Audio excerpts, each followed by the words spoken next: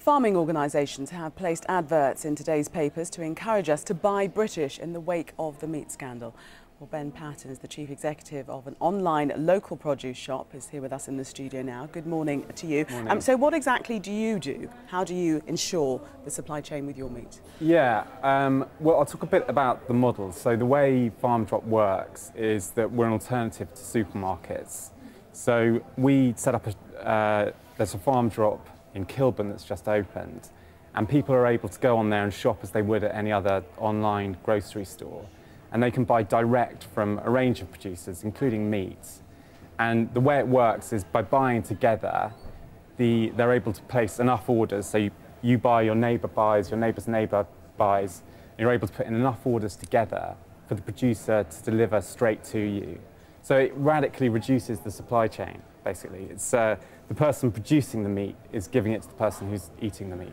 But they don't actually get to look at what they're buying, though, do they? What, in advance? Well, there's a lot of information that they're given, so there's a lot of background on the farmers, and it's really about building a relationship between the farmer and the producers and the customers.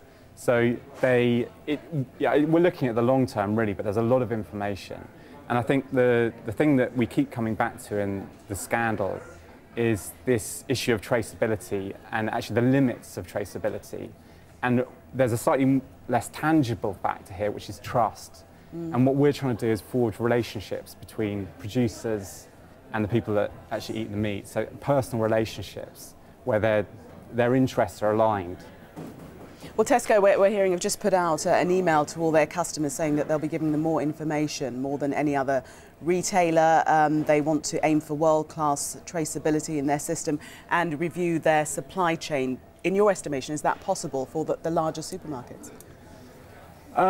Well, I've worked in the past a bit with all sorts of producers and retailers, and I think it's difficult for them to get beyond a certain point. I mean, they have very sophisticated technology and systems in place, but clearly the machine doesn't work, or it only works to a point. So we're really proposing an alternative, which is just to create these direct relationships. But can your model work on a large scale, though? That's the question. Yeah, absolutely. I mean, anyone can come forward from their community and they can set up a FarmDrop. They just need to get in touch with us.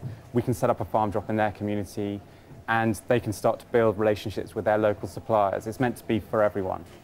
Okay, yeah. Ben Patten, Chief Executive of FarmDrop.co.uk. Thank you very much for coming in and sharing your views. Charlie, run us through the